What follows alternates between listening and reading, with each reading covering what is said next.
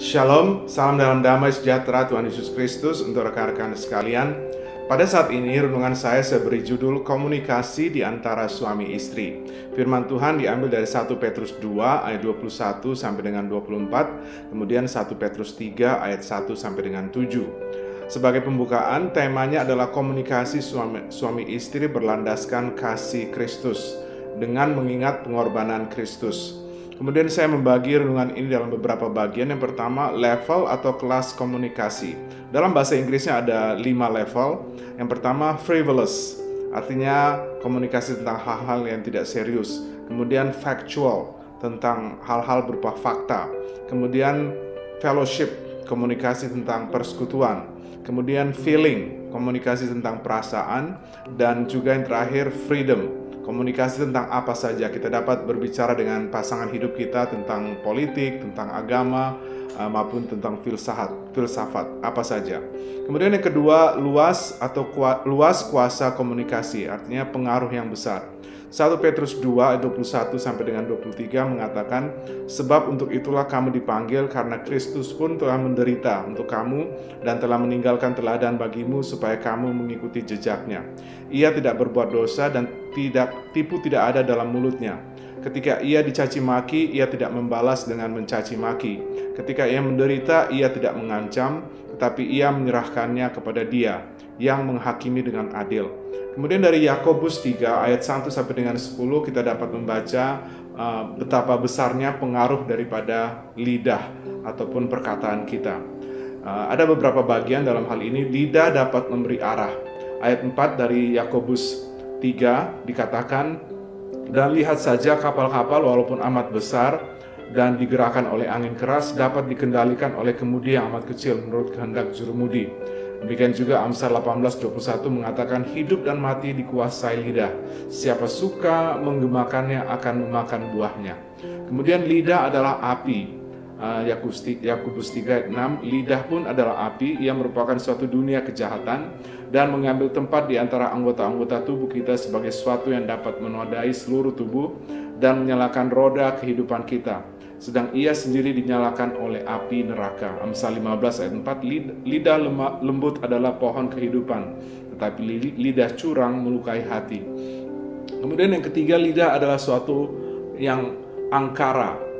Artinya ayat 8, tetapi tidak seorang pun yang berkuasa menjinakkan lidah. Ia adalah suatu yang buas atau angkara yang tak terkuasai dan penuh racun yang mematikan. Kemudian yang ketiga, 5 kendala dalam komunikasi. Dalam konteks suami istri ada 5 hal yang menjadi kendala dalam berkomunikasi. Yang pertama, kepentingan diri sendiri.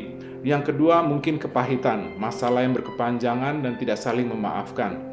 Kemudian yang ketiga, kesukaran dalam hidup. Kemudian yang keempat, kepribadian yang berbeda.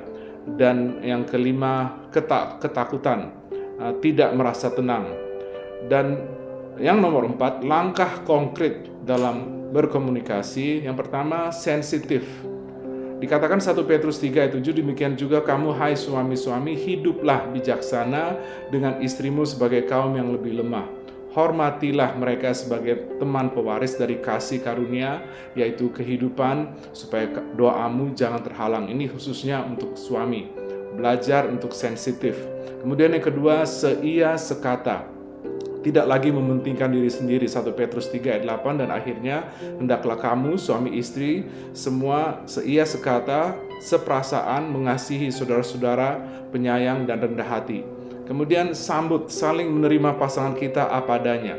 Kemudian selidiki, cari tahu kenapa pasanganmu diam, atau apa yang membuat permasalahan, kendala dalam komunikasi. 1 Petrus 3 ayat 11 mengatakan, ia harus menjauhi yang jahat dan melakukan yang baik. Ia harus mencari perdamaian dan berusaha mendapatkannya.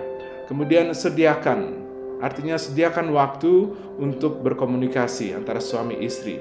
Dan di bagian yang terakhir, landasan kasih komunikasi. Prinsip ini 1 Korintus 13 ayat 4 mengatakan, kasih itu sabar, kasih itu murah hati, ia tidak cemburu, ia tidak memegahkan diri dan tidak sombong, ia tidak melakukan yang tidak sopan dan tidak mencari keuntungan diri sendiri, ia tidak pemarah dan tidak menyimpan kesalahan orang lain, Ia tidak bersuka cita karena ketidakadilan, tetapi karena kebenaran. Ia menutupi segala sesuatu, percaya segala sesuatu, mengharapkan segala sesuatu, sabar menanggung segala sesuatu, dan kasih tidak berkesudahan. Jadi sebagai undangan, pemulihan tidak dapat terjadi dalam satu hari, tetapi arah perbaikan dapat dimulai hari ini. Perubahan dimulai dari diri saya sebagai suami atau sebagai istri, bukan pasangan saya. Kita semua mempunyai cerita perkawinan yang berbeda, tetapi tidak ada perkawinan sempurna, tetapi Tuhan menyempurnakan. Dan yang terakhir, kebutuhan mendasar laki-laki adalah untuk dihormati, kebutuhan mendasar wanita adalah dikasihi. Gunakan perkataan sesuai dengan kebutuhan itu. Kiranya Tuhan Yesus memberkati pemberitaan dan penerapan firman-Nya. Haleluya. Amin.